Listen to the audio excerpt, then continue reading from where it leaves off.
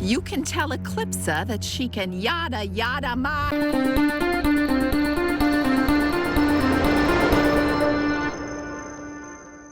Alright everyone, and welcome back into yet again another The Next Big Thing video talking about yet again another Star vs. the Forces of Evil episode. Now these couple of episodes were quite interesting because it shows the perspective of how Star sees Mewni nowadays versus how Moon sees Mewni nowadays. And now of course the very first episode we're going to be analyzing is the title Yada Yada Berries, and it begins with Manfred with a really horrible attitude towards monsters already, showing just how much he doesn't care. Eclipsa decides to make an arrangement for all of the monsters to have a together breakfast, but unfortunately that doesn't really work out and they don't have a good turnout in the end. And just like how I mentioned in the very beginning, Manfred has an attitude still towards monsters and decides to give all of the monsters that did show up a bowl, a dog bowl, instead of real china plates. Like, okay, really, dude. You're a real jerk. And just because he's still working for Eclipsa doesn't really mean that he still respects her. I mean, this is the same person that stayed with Ludo when he ruled over Mewni for one time. So once Star mentions to Eclipsa that there weren't enough monsters showing up to the arrangement, Eclipsa decides to confront Manfred about the situation. And not only that, also decides to tell Manfred to replace the dog bowls that he originally gave the monsters into china plates instead, and she wouldn't eat until she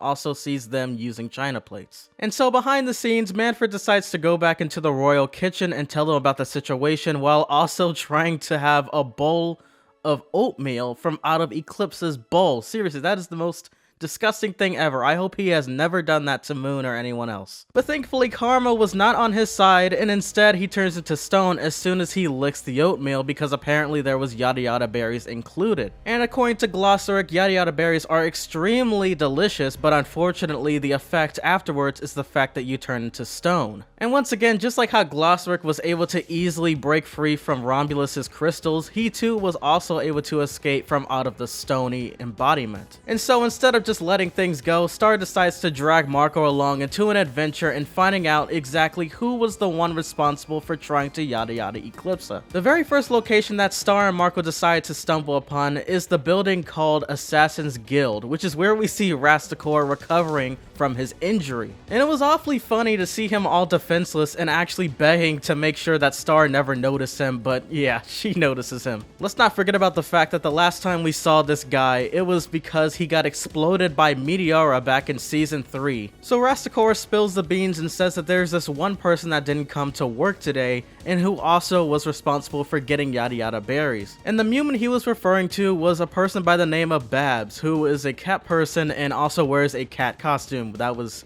very strange, and also has pink eye, so that's weird. Yeah, and Marco also catches pink eye after not even noticing the fact that Babs clearly was coughing inside of the tea that he was offering to him. Would you like some tea? But anyways, Babs reveals the fact that he got the berries from Apothecary Sherry, and by the way, in this entire episode, she was definitely my favorite character. But then we got my boy Marco once again spending his money for the dumbest reasons. I mean, you could have just punched the truth out of this lady. Not that I want to see a lady getting punched. I mean, there's $650 and then there's just interrogation. But then Sherry reveals the fact of one customer getting the berries from her who was a chameleon, also shown at the dinner table during the beginning of the episode. And apparently the chameleon was about to yada yada Eclipsa, but was not the one responsible for doing it at that very moment. And it was all because of the fact that Eclipsa didn't say in time not to give the monsters dog bowls. Wow, what a great excuse to yada yada someone. So then Star and Marco decide to go back to Sherry, and once again there's another joke that Romulus even mentions back in season 3. Yeah, let me just play the clip.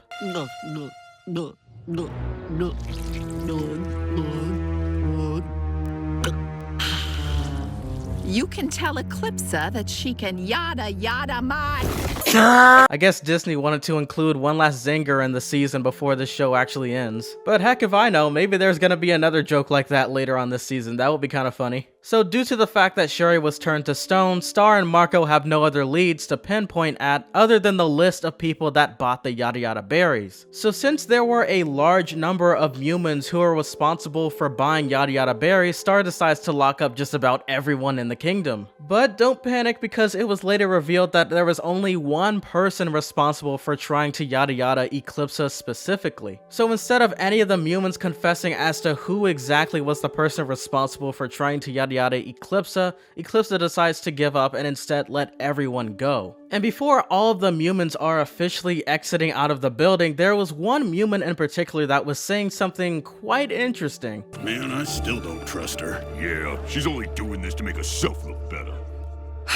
And how do you guys feel about that? Because quite honestly, I mean, are they trying to warn us that Eclipsa is faking this? Is this just her way of showing that she can be a nice person, but in the end, she's just using everyone? Honestly, that's definitely still possible, but I don't know. I feel as if she definitely tried to prove herself more than enough times just how much of a nice person she actually is. And even though this episode in particular was talking about the different side on how Star feels about Eclipsa and her perspective, let's talk about Moon, and this is the episode Down by the River. It begins with a family of Mewmans returning from the store heading back to their house, only to find out that the monsters have reclaimed back their property. Apparently during Eclipsa's rule, she wanted to make sure that all of the monsters got their property back, since technically the Mewmans were the ones responsible for taking over their land centuries ago. And this could be a reference from one of the lines that Celeria says in chapter 4 inside of the Book of Spells. Today we had both good news and bad. The Celerian warrior army was taking back a wide swath of land from the monsters. And then she just later on continues to say that unfortunately some of the monsters managed to get inside of the Ponyhead Kingdom, or well, described to be the Cloud Kingdom. Now back to the episode. I'm sure you've already noticed by now, but this is the same monster that we saw back in season 3 who is the owner of this property. So instead of seeing this monster wander around the forest all of this time, it's good to see that he has his own property back. Then the episode later transitions to Moon and River struggling inside the woods as well, using rocks and sticks as food at times.